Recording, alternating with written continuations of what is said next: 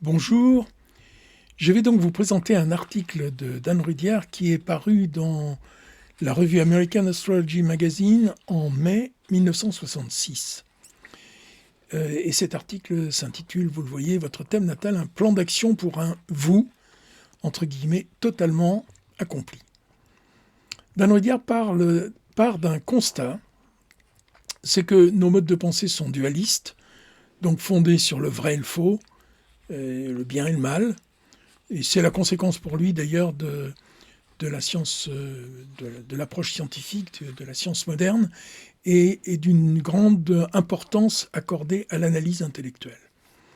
Une deuxième chose, c'est que dans ce constat, c'est que nos modes de pensée cachent au fond la nature essentielle de l'existence, qui est la quête de notre relation avec l'univers et les formes variées que prend cette quête doivent être harmonisées, intégrées, combinées, ce que ne peut pas faire la pensée dualiste qui est trop simple pour ce genre de choses.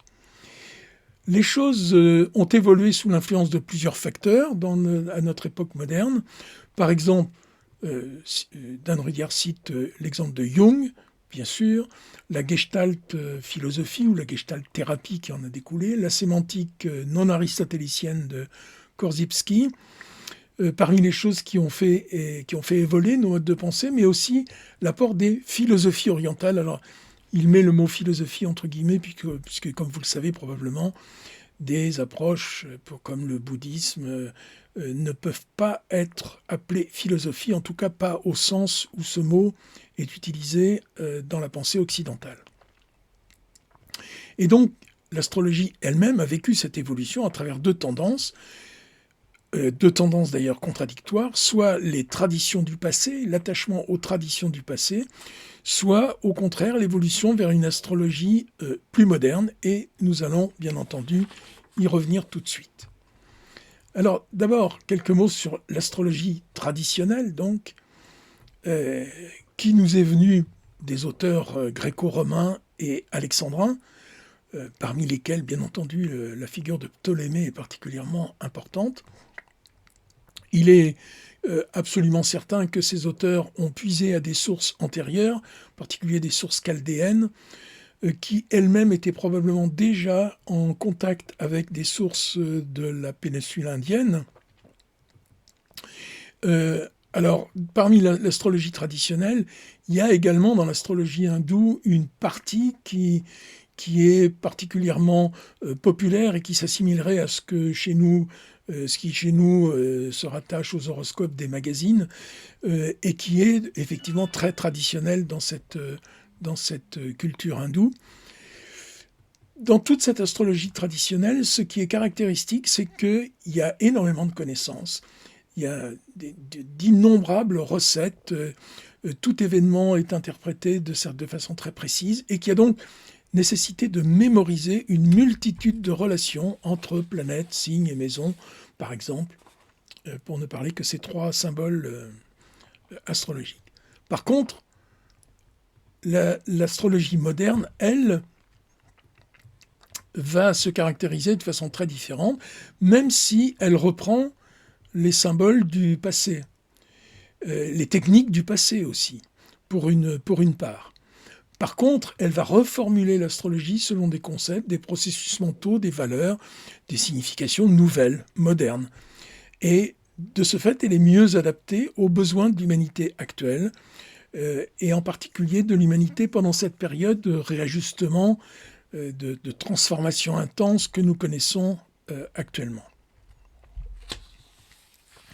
Parmi les acteurs de cette évolution vers l'astrologie, une astrologie moderne, Dan Rudyard, dont j'ai mis la photo ici, cite bien sûr Mark Edmund Jones, qui a été un peu son inspirateur, un peu beaucoup même.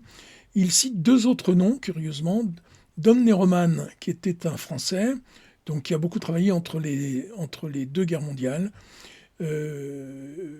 qui était lui-même ingénieur de formation, donc une astrologie très pointue sur le plan technique, Et puis, complètement différent, Alfred Witte, qui était un Allemand et qui a fondé, ou qui a participé en tout cas, à la fondation de ce qu'on appelle l'école de Hambourg, l'école uranienne de Hambourg.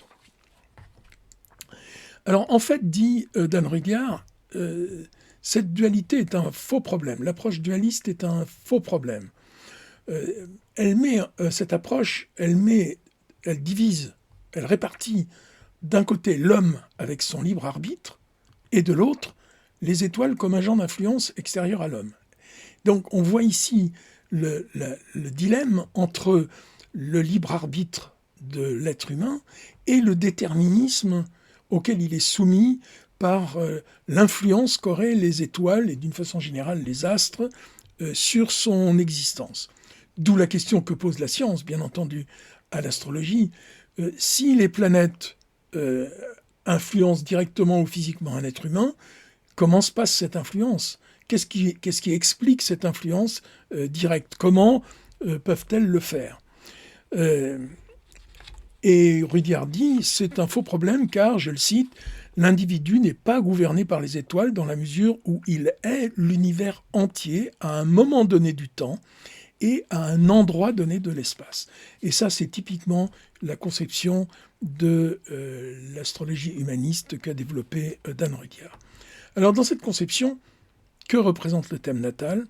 L'individu lui-même, donc un organisme à la fois biologique et psychique, complet, son individualité essentielle, ce qui fait son unicité, son caractère unique, son individualité, et aussi ses potentialités de naissance. Tout ça, on va le trouver dans le thème, mais on va aussi trouver des indications sur le calendrier de cette réalisation concrète. Comment ces potentialités vont se développer, par exemple à travers les transits ou les progressions. Il est possible de se faire une idée du calendrier de développement, on pourrait dire, naturel, spontané, des potentialités de naissance. Autrement dit, le thème représente le destin d'un individu. Et de cette manière-là, on voit bien qu'il n'est pas gouverné par les planètes. Il est libre, l'être humain est libre d'accepter son destin. Mais il ne peut le faire qu'à une condition, c'est qu'il se soit libéré d'un certain nombre de schémas traditionnels qui lui ont été imposés. Et il y a dans le thème des moments, des endroits, on pourrait dire, où la question de cette libération de tout un héritage qui peut peser très lourd doit se faire, doit être envisagée. Et c'est seulement quand il a réussi à se libérer de cet héritage pesant que l'être humain peut effectivement assumer son libre arbitre. Qu'est-ce qui compte le plus, au fond ? Ce n'est pas la prédiction des événements, affirme Dan Rudhyar. Il dit d'ailleurs que penser que cela permettrait, parce que c'est un argument, de s'y préparer est une idée très naïve. Effectivement, l'argument, c'est de dire mieux vaut savoir ce qui va nous arriver, puisque c'est une manière de nous y préparer.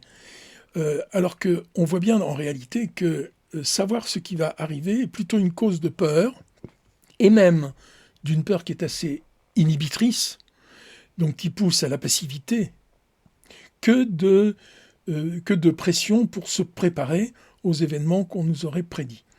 Donc c'est une idée assez naïve et plutôt fausse.